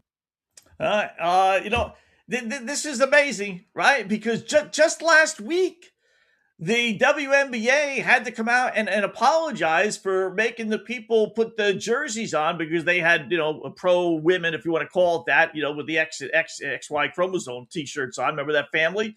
And they got, forced to put jerseys on top of that in the Atlanta game, I think it was, right? And then the WNBA a day or two later came out and said, yeah, that's not right. We shouldn't have done that. We're sorry, blah, blah, blah, blah, blah. And then here we are less than a week later, and basically the same thing is happening, even worse. It doesn't sound like, there's two sides to every story, but, it doesn't sound like Cantor was doing anything. This dope cloud is going back and forth. It wasn't even her shot. I don't know what prompted her after Sophie Cunningham, thing that made her necessarily go crazy for that. But I guess it was just Sophie, and maybe he was a little too loud, and that ticked off Natasha. And he gets kicked out of the game for doing nothing. If you saw the highlight, it was Natasha that was going into the stands, basically. I mean, listen, and then, Cloud also, is the same one that was like cheering when Charlie Kirk got killed, right? And she's the same one that after this game wrote every trans kid / person, you are a part of my community, capital words, M-I, M-Y, letters, and tribe, her words, you're part of my community and tribe. You belong, you're loved, you're seen, you're perfect as you are, and you'll always be protected by me. Well, I mean, if that's the case, Natasha, I'll only take you for your words. Then why aren't you protecting Enes Kanter? Because he's saying he's trans. So if you really buy into all that mumbo jumbo, Natasha, then how come you're not, protecting Enes Kanter's rights then? I don't get that. Why aren't you on his side saying, okay, let's get Kanter into the league. Let's he's transgender, so let's go. Well, he's not really transgender, Scott. You know that. I know that. The whole world knows that. And that, my friend, is the real problem with the WNBA. The problem they have, not necessarily them. The problem they have. Because they're so concerned about being woke. And they're so concerned about ticking the weirdo community off that they say, okay, if you're transgender, you're in, no problem. We don't want to exclude anybody. Okay, so let them all in. But you got to be transgender. You got to really be transgender. All right. Little pop quiz, people. What's a transgender person? Well, a person, in the case of this, person that was born a male and identifies as a female. Yeah, but what do you have to do to be a transgender? Well, you got to have a sex change. You got to take some chromosomes and hormones and all this other stuff. And biologically, you got to go to the courts and then have your whole name and everything else all changed. Really? Do you need a sex change to be a transgender person? Probably, right? No. How about breast implants, right? I mean, if you're a male, you got to at least have some breast implants to be a transgender person? No. How about your pecker taken away? God forbid. I mean, put a vagina in, you got to take one out, put one in, you have to have that to be a transgender person, right? No. All right, how about some chromosome shots? You got to change your chromosomes because we all know there's male chromosomes and there's female chromosomes. So if you think you're a female, you're getting some chromosome shots, right? No. Well, you got to at least legally change your name. You can no longer be Enos Cantor. You got to be Enos Cantor Freedom, or what's the female version of Enos? I don't know. You got to change your name at least, right, to be transgender? No. You don't have to have a sex change? No. You don't have to have breast implants? No. You don't have to have your pecker taken away? No. You don't have to have even chromosomes or anything else along those lines? No. You don't even have to change your name? No. Anybody can be considered transgender, including Enos Cantor and Royce White, by just saying so. That's all it takes. I want to be a female. That's it. I woke up this morning on the wrong side of the bed. All of a sudden, I want to be a pain in the ass. I want to be a female. I don't need chromosome shots. I don't need breast implants. I don't need my pecker taken away. I don't need to go to the courts, change my name. I don't need to change my license. I don't need to do anything. You just wake up and say, I'm transgender. That's the problem the WNBA has. I don't think they ever really looked into this. If any of the SBKQY community ever really looked into being transgender, they'd kick them out. If they had any balls, pardon the pun, they would kick them out because the transgender is a fool. He's a nobody. He's a traitor. He's not a traitor, but he's a phony. He's a phony. I mean, take a stand. At least the people that are gay are taking a stand. Listen, I'm attracted to men. It is what it is. Or I'm attracted to women. It is what it is. Some people have sex changes. Listen, as goofy as that is and as hard as it is for us to understand that, at least they take the stand and say, yep, I'm a man or I'm a woman. But transgender, they don't have to do any of that. Nothing. No name change, no chromosomes, no surgery, nothing. They wake up one morning and say, I'm transgender. Anybody and everybody could do it. And if this dopey league isn't smart enough to realize that, then you're going to get the Enos Cantors of the world and the Royce Youngs of the Royce Whites of the world that are going to say, yeah, I'm a female. I want to play in the WNBA. I mean, even like I said, the SBQKRYZ, whatever community, even they should be against transgender people because they're phonies. You're not transgender. You're a cross-dresser. Well, what's the difference between being a cross-dresser and a transgender person? Nothing. So just listen, I feel bad for the gay person or the person who's a female but really wants to be a man or vice versa. But, that's the life you were given. So if you're just going to wake up one day and say, well, I want to be considered a woman, the WNBA's got to have enough, like I said, pardon the pun, balls to say, well, I'm sorry. That's not enough to get into our league. You want to live that way? Knock yourself out. And every person, no matter what side of the aisle, you should all agree upon that. You don't even have to agree if men should be playing in women's sports. but you should be able to agree that you can't wake up one day and just say I'm a woman without any evidence, without any proof, without anything. You just, I want to be a woman, and not have any repercussions because of that. And you're going to allow that person in your league? You're so afraid of ticking off these people that you can't even make a stand. I mean, it's so badly run and it's so easily fixed. Just say, listen, go have a sex change. Go have some chromosomes. Then maybe we'll take a look. But if you're not going to do anything except just say you're a woman, you can say you're a frog, you can say you're a dog, you can say you're a bicycle, you can say whatever the hell you want. But we're not letting you in the league, though. We feel bad for you, but we're not allowing you to compete against females when all you're doing is just saying you're a female. It's stupid. It really is. I mean, the transgender is a fraud. It's just a person that just wants to make a name for himself. That's it. You're a cross-dresser. That's all you are. You want to dress up as a woman. You're not doing anything about it. So again, I'm not making light of it. I'm really not. You got to have some balls to just step up and just say no. You're a female or you're a male in this case. You just are. You want to dress up? You want to go into bars? You want to go pick up guys? You want to go be gay? Okay, do all those things. Knock yourself out. We'll support all that stuff. But you're not going to get in our league. So when they don't take that stand because of whatever reason, you're going to get Enes Kantors and Royce Whites and all the others. You're going to get them. And if you don't have enough guts to just say no to that, the league's going to fall apart. It's going to fall apart because they have so many freaks that are involved with the league. I hate to say it, but it's true.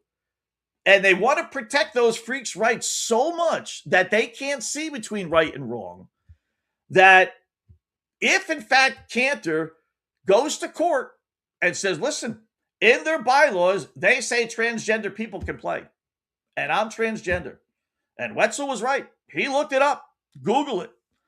Transgender is all you do is just say you're a woman. That is it. And that makes you transgender. And you know what? If this dopey league doesn't have rules against that, then I'm in. And I can't, once Cantor comes in and White comes in, I guarantee you there'll be others. And before long, it'll be a mockery of it, and the league will go belly up. Because no one will go to the games. Because no one will take it seriously. We want to watch guys, we'll go watch the NBA. Simple as that. We'll go watch minor league basketball. I don't know what the ultimate goal is of these guys. I really don't. Is it to change the rules? Is it to actually play? Is it to, basically dismember the WNBA, make it non-existent? Because that's what will happen? Or are they really doing it to make a mockery of the rules so the rules will be changed? I don't, that's where you'd really have to sit down and say to Enes, like, what is your ultimate goal? A year from now, 2 years from now, whatever it is, 2 months from now, who knows? What is the ultimate goal? Why are you doing this? You played in the NBA. It's not because you want your 15 minutes of fame. You made millions of dollars. Maybe not as much as he would like, but he's made his money. What are you getting out of this outside of right now some fame? What do you really want to have happen? Is someone paying you to do this? I don't know. But, yeah, that's the problem the WNBA has. They don't have any guts. They're so afraid.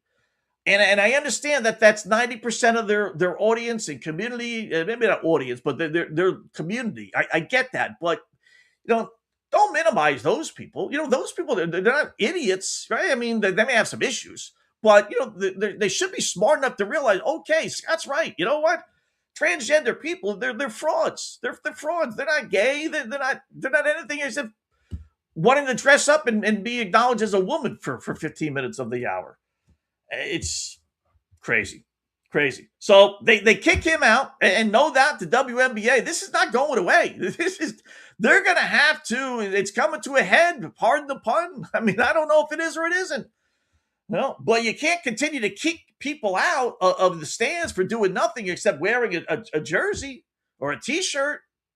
I mean, you should be, and really, if you look at the WNBA bylaws, and someone sent this out on Twitter today, it does say that, in this case, Natasha Cloud should be suspended. You're not allowed to interact with people, attack people, throw F-bombs at people. You're not allowed to do that in the WNBA. And she clearly did. So are they going to suspend her? I kind of doubt it. I really do. But this is an issue that's not going away. And the WNBA, to me, they got one option. Well, two. Fold or just come out and just say, all right, you know what? You're right. Transgender people, you're not women. You're not. You dressing up as a female that does not make you a female. I mean, if you can't say that, no matter what side of the aisle you're on, I mean, I don't know what to tell you. If you're that blind to this stuff, but Google it. That's all it takes. That's all. You wake up on the wrong side of the bed one day and say you're a woman. That's all it takes. No chromosomes, no surgeries, no name changes, nothing. Just nothing. I mean, crazy. So anyway, baseball. How about Dana Brown, GM of the Houston Astros, fired today? Boy, something's not right. You don't listen. They've been in the business a long time. You don't fire your general manager, a month or so left in the season when your team is in first place, albeit struggling, but still in first place. Now, his contract was going to expire at the end of the year, and no doubt he's probably in that front office saying, I want a new contract. We're in first place. We've been successful, with me being in control. And maybe the team just, kept on pushing it off and pushing it off and pushing it off. And then finally he just said, listen, I got to know. And the team just said, all right, see you later then. Maybe that's how it went down. But I would think even if that was the case and I'm Dana Brown, there's a decent chance I'm going to lead my team to the playoffs. If I know I'm going to get ousted, at least I'd want to have that on my resume. Yeah, I led my team to the playoffs. I know it wasn't a great record, but we won the division or won a wild card. I would think that would help him getting a new job somewhere else. So something's not right. I mean, like I said, I don't think it's coincidence the last year his contract was this year, but and you generally do negotiations, before your contract expires, and maybe there was a bump on the wall, but I don't know why Houston wouldn't want to re-sign him. So there's got to be more to this story, unless he was just asking for a ton of money, something like that. I don't know, but that seems a little weird. How about the fight yesterday? You're getting one of these a week, right? I mean, here it is: Chicago and New York Mets. White Sox and Mets. No real rivalry there, obviously. And someone's going to get killed. Look at this. Oh, shit. Some guy's going to hop down from like 3 steps up. Watch this. Look at that. Oh. Then he gets thrown back.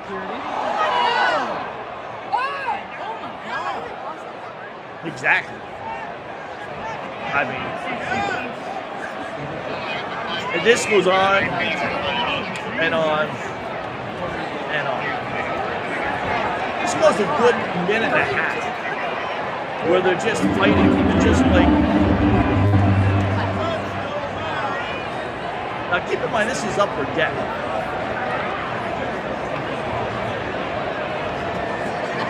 Oh, that guy's got handcuffs. I know, I'm watching. So that's the main portion of it, but that they all linger there and they all fight. The main thing was that guy jumping down the stairs, and then he got thrown back. I know it's going to happen. Listen, I could see it like it's, happening tomorrow. Fight's going to break out. Someone's going to get killed or seriously hurt, either in the fight because someone's beating him up or he's going to fall over a railing and kill himself. Then there's going to be a lawsuit, right? Deservedly so. The family's going to sue the team and the stadium saying there wasn't enough security to stop the fight. And I don't know what repercussions will come of that. Maybe more security. There probably should be more security. I mean, it's a multi-billion-dollar, trillion-dollar operation, Major League Baseball. I mean, there's no reason not to have a security guy, a police officer, every other row or every other section anyway. But it's only a matter of time. These guys are getting drunk. They're drinking. I'm not saying cut off beer. I know a lot of stadiums do cut it off after like the 6th or 7th inning or so. But I don't even want to do that. You should be able to go to a ballpark for a couple of hours and drink a couple of beers, no big deal, and watch the game without having to, get intoxicated and start fights and create fights. But it's only a matter of time.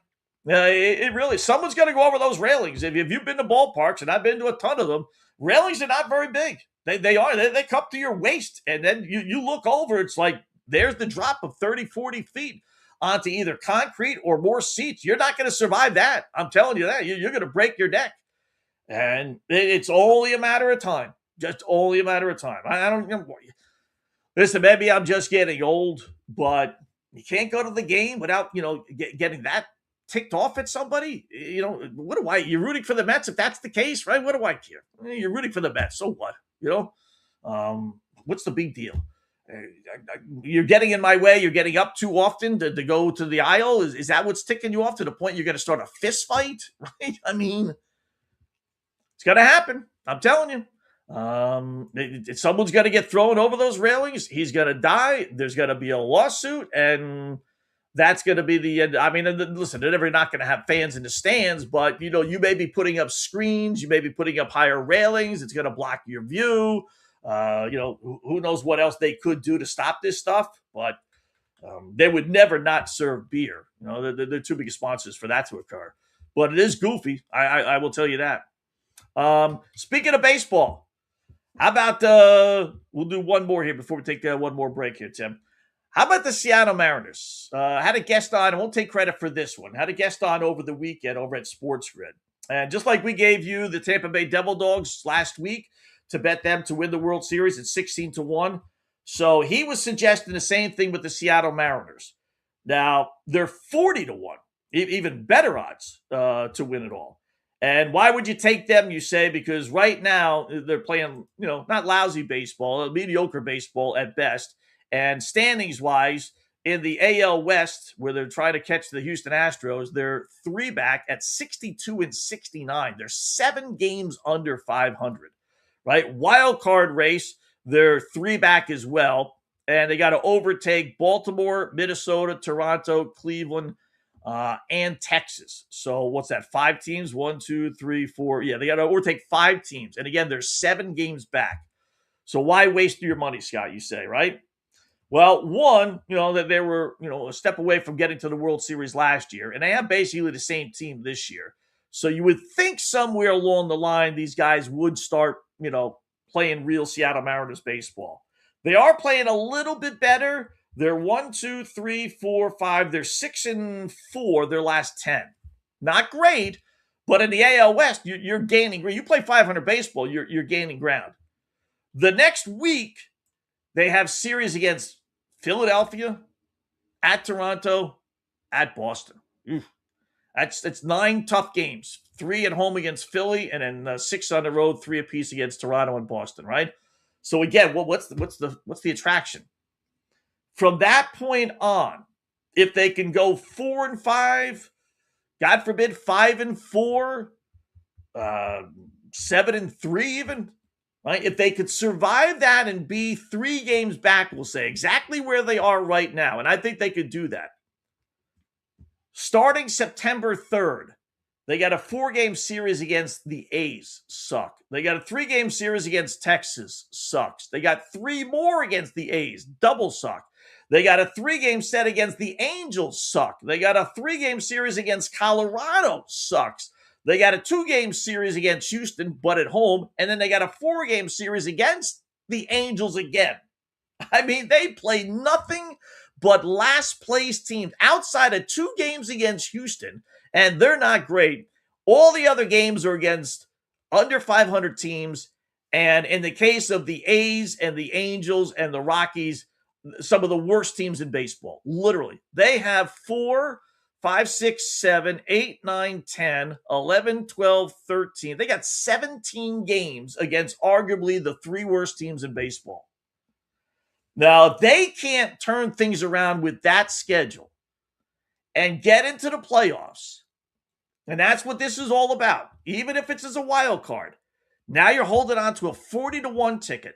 You make the playoffs just like all the other playoff teams are saying. Why not us? Can they not beat the Houston Astros? Certainly they can. Can they not beat the Chicago White Sox or Cleveland Guardians who end up, winning the AL Central? Certainly they can. Can they beat the Tampa Bay Devil Dogs? Yeah, I don't think anyone goes into a series against Tampa Bay, as good as they are, thinking, all right, we can't beat them. The Yankees and the Red Sox would be the two toughest teams. They probably wouldn't have to play both. Any kind of luck, they don't have to play either one. And yeah, I mean, they could get to the World Series, and you're holding on to a 40-1 ticket. Would they really beat the Dodgers if they face the Dodgers or the Phillies?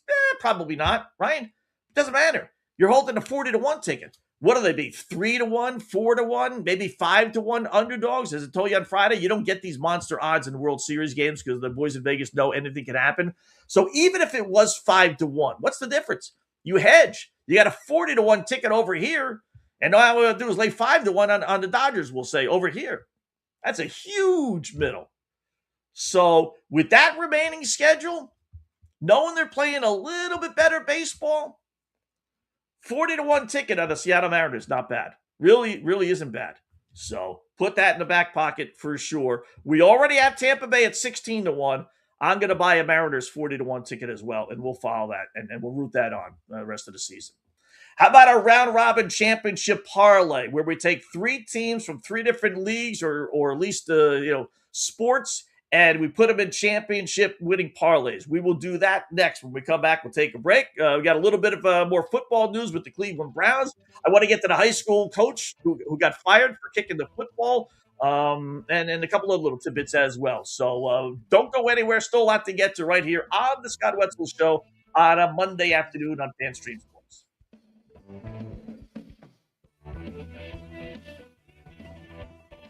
Hi, golfers. IndyCar Tim here. I want to talk to you a little bit about Golf Central Magazine. It's not just a golf magazine. It's the magazine for everything. Turf, travel, philanthropy, and lifestyle. Head over to golfcentralmag.com and check out the latest issue. Some of the regular features in Golf Central Magazine: the Golf Bachelorette of the Month, the Golf Bachelor of the Month, the Golf Cart Girl of the Month, Golf History, Grip It and Sip It. So head over to golfcentralmag.com. It's free. It's the magazine for everything: turf, travel, philanthropy, and lifestyle. Golf Central Magazine at golfcentralmag.com. We'll see you there. Sports fans, it's time to gear up. Head to fanstreamsports.com and check out our brand new merchandise store. We're talking bold t-shirts, 3/4 zips, hoodies, hats, mugs, and more. Everything you need to rep your favorite shows and your favorite crew. Whether you're rolling with the J.P. Peterson Show in Tampa Bay, From the Rough in Dallas, the Tim May Show featuring Clay Hall, or the Jeff Thidoff Show in Ohio, or any of our FanStream Sports original programming, we've got the perfect look for game day and every day. So don't wait. fanstreamsports.com. Click merch and grab your gear now. Wear the stream, live the stream. fanstreamsports.com. Hey folks, let me tell you about Bay Area Modern Medical Center, a very different kind of approach to primary care. Personalized preventative medicine, not a one-pill-fits-all mentality. Christopher Lugo and his experienced medical staff are proactive in looking at issues before they become a problem, encouraging a healthy lifestyle with proper diet, supplements, and exercise to optimize your active lifestyle. Rather than the impersonal, rushed approach, you will be the only patient and will have our full attention. That's new. Getting old is inevitable, but feeling and looking old is avoidable. Bay Area Modern Medical Centers are experts in anti-aging regenerative medicine that optimizes your body's performance in many areas. So call for an appointment to get started on a journey back to full health and a happy life with a new, modern way of healthcare. Call 844-977-3477 or go to BAMMC.com. That's 844-977-3477 or BAMMC.com. Today's show is brought to you by Tom's Town, a premier craft distillery based in Kansas City, Missouri. Discover their award-winning lineup, including double oaked bourbon, botanical gin, and double grain vodka, named the best craft vodka by the readers of USA Today. Available for online delivery in 40 states. Visit toms-town.com or their Kansas City distillery to explore more. Elevate your game with Tom's Town, where history meets innovation. Please enjoy responsibly. Orion Golf Management Solutions. Orion Management Solutions has tailored its service packages just like it tailors its approach to customers. Some owners need more supervision, while others need periodic assessment of their short-term and long-term strategies and programs. Orion can be called in to develop a business plan with the existing staff, or we can assist with the daily management of a facility or event. Either way, We make sure the client is satisfied and understands the direction the facility needs to go in order to achieve the owner's goals. Orion Management Solutions can help with owner assistance service solutions, daily course management, business plan development, monthly operations, or as-needed consulting services. Whatever your need, Orion Golf Management Solutions can help. Check out oriongolf.com. Let's go. Right now, back to the show on FanStream Sports. Hey, welcome back. It is the Scott Wetzel Show right here on a Monday afternoon on FanStreamSports.com, FanStreamSports.com. Hit that like button, subscribe button if you're watching us on YouTube with the Scott Wetzel Show. Tell your friends and family. 2 to 4 p.m. Eastern Time, Monday through Friday, right here on FanStream Sports. So a couple of stories here. First up, the high school football coach, before we get to our round-robin championship parlay. Did you see this one? Royal High beating Northern Hills Monroe this past weekend, 62-0. This comes days after their head football coach, Adam Brubaker, was fired for kicking the ball into a player's, well, say what it is, his nuts, right? Did you see this play? I wasn't sure if this was true or not, but here's the situation.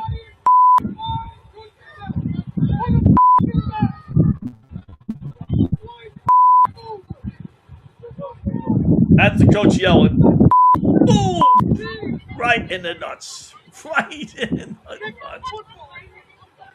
He was mad that the kid tackled somebody. Like, I wanted to double check to see if he just kicked it in frustration and he happened to kick the kid.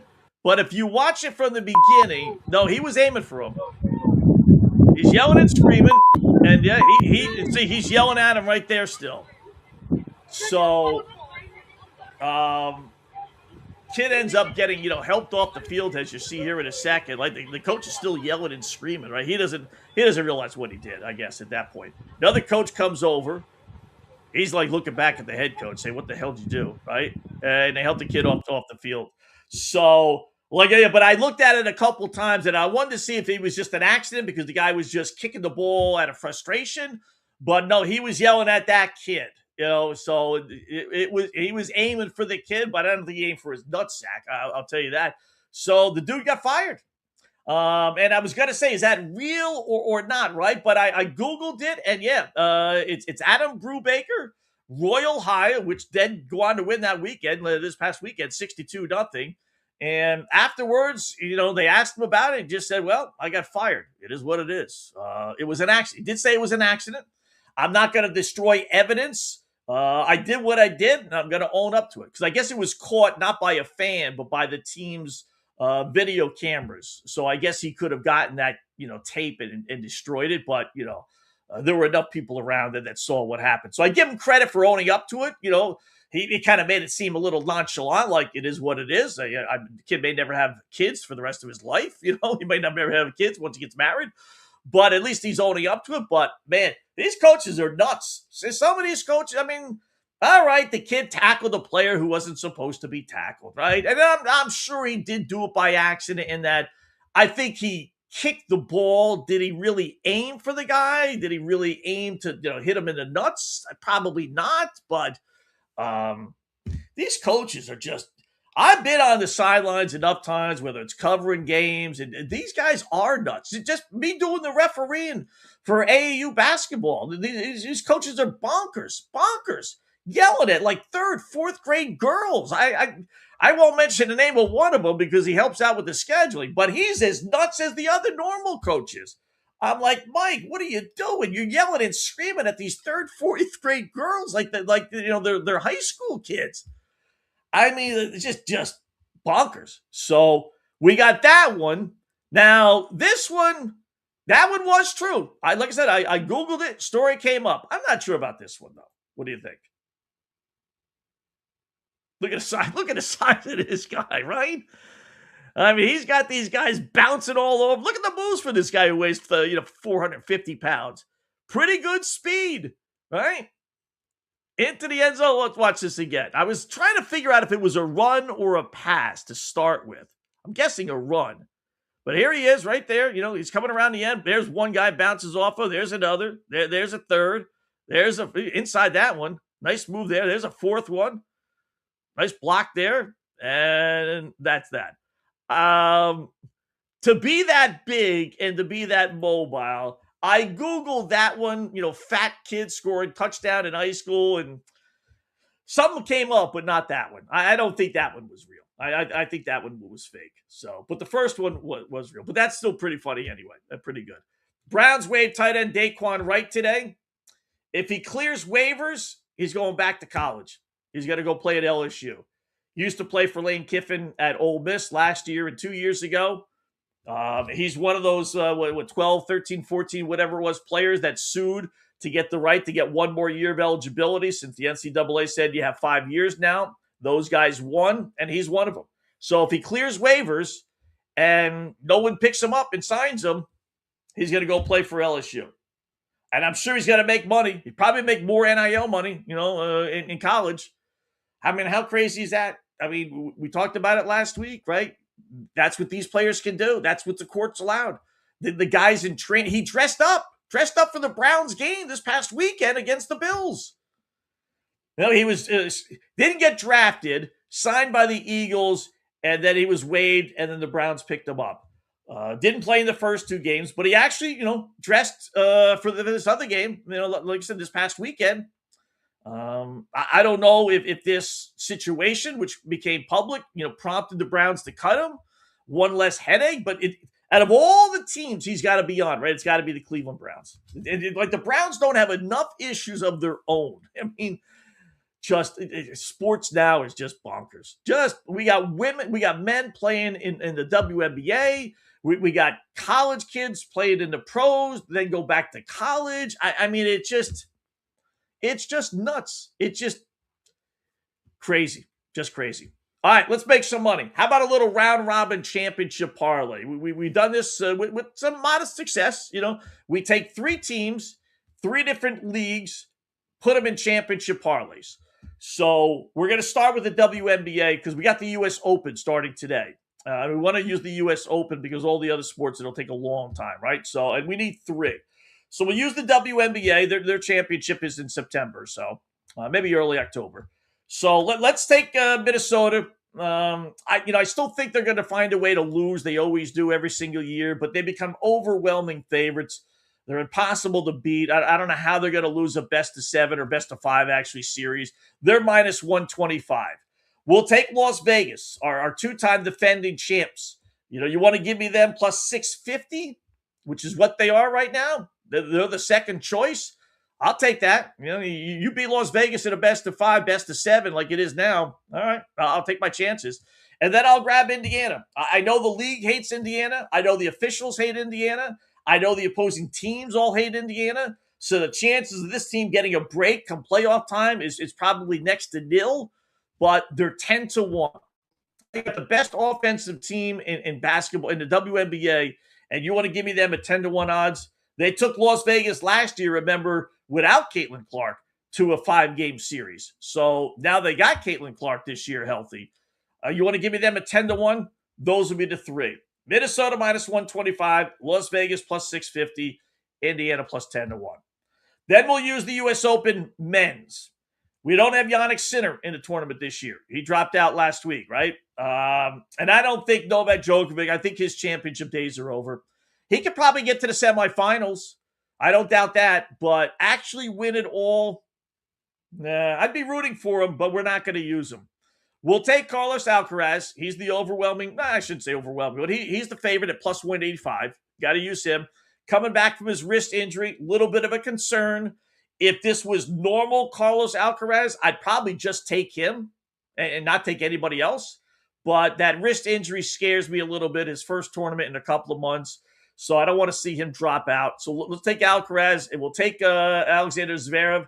He's the one that made the finals of the French, lost in the finals. So I'll take him at plus 350. He's the second choice. And then I'll go with Ben Shelton at plus 950. He's the top American.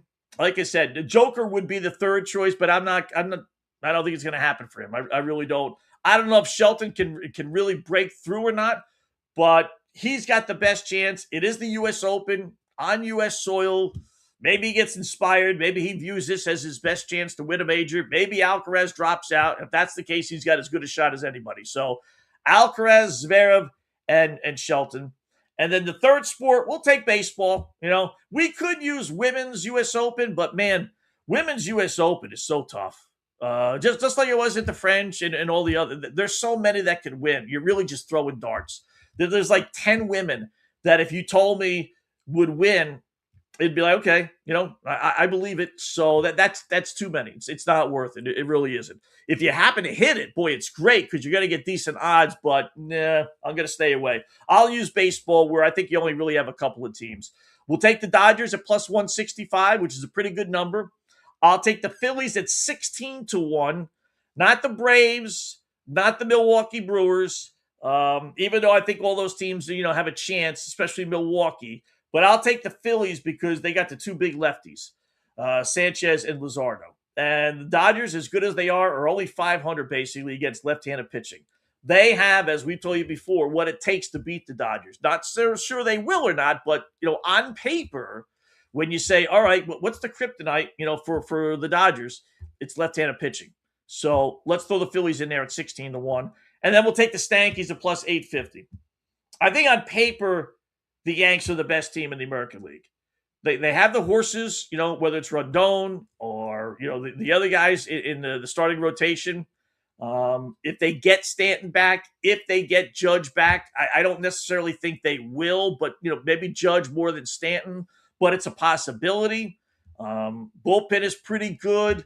The American League, as we know, sucks. Could put the Red Sox in there, but I don't want to put the black cloud in them. I don't believe in Tampa Bay. So we'll take the Stankies at plus 850, put the black cloud on them.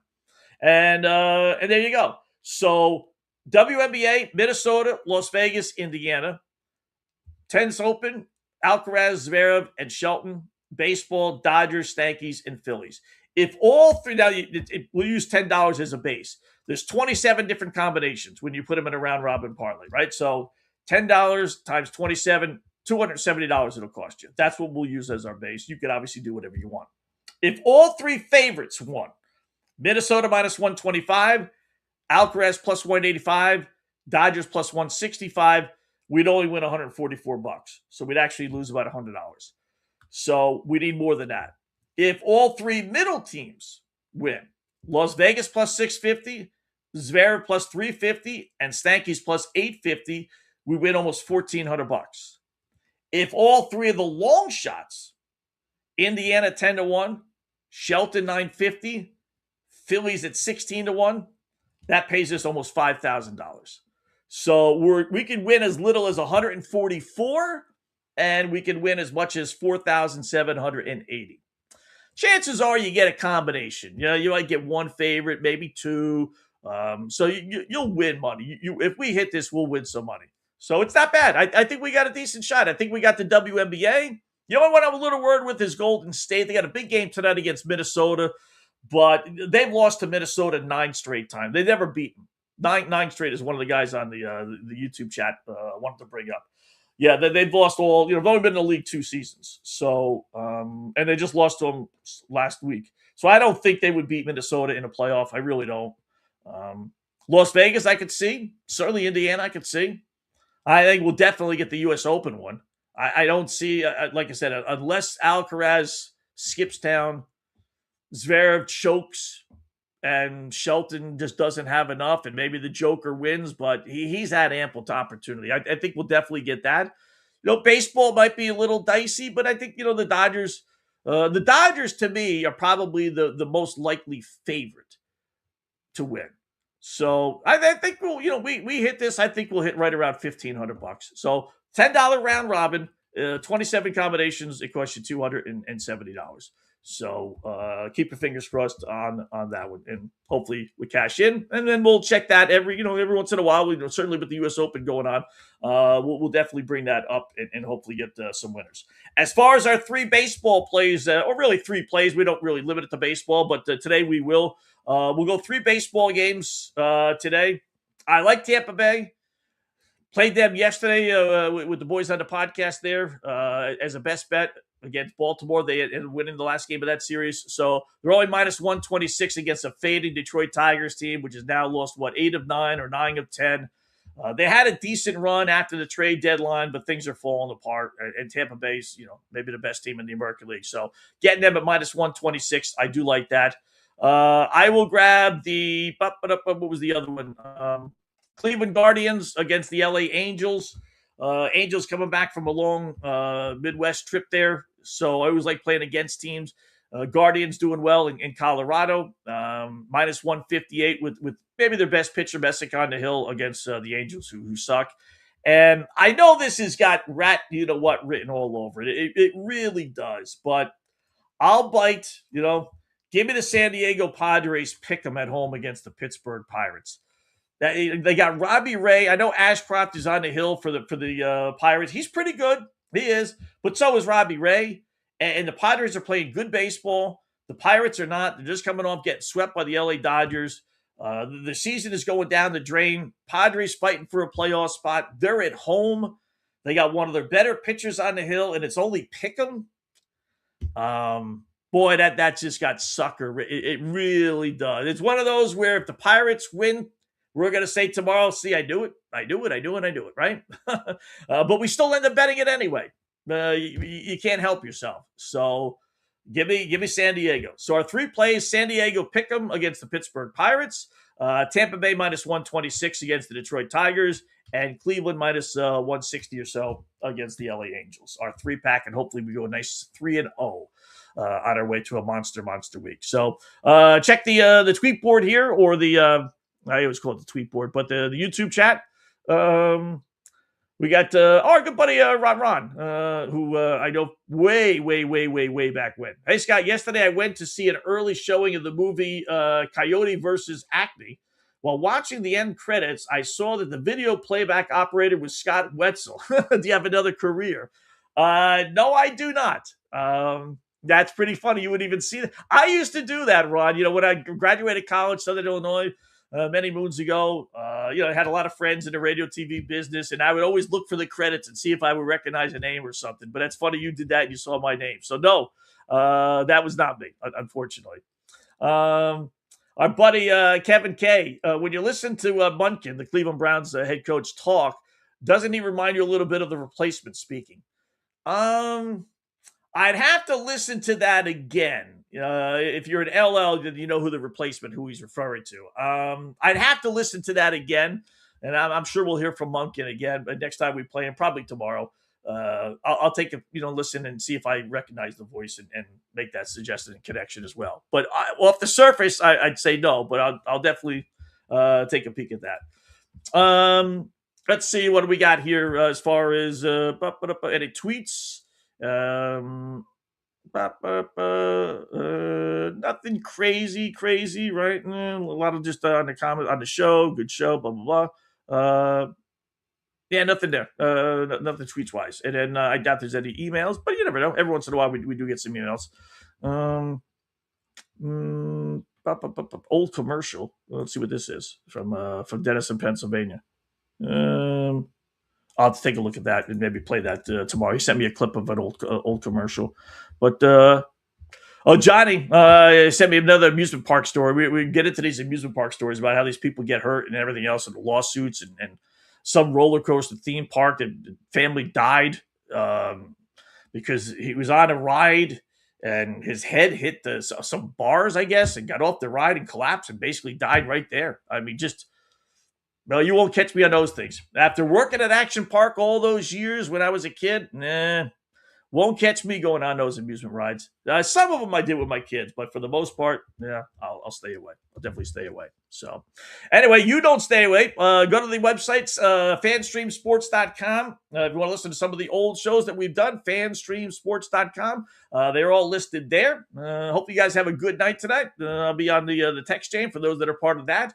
And probably sending out some tweets as well. We got football this weekend. How about that? Little college football. We'll start our previews probably Thursday, and then we got the NFL the following weekend. So enjoy the rest of your Monday, folks. Be safe, be good, and we'll talk to you tomorrow right here on the Scott Wetzel Show.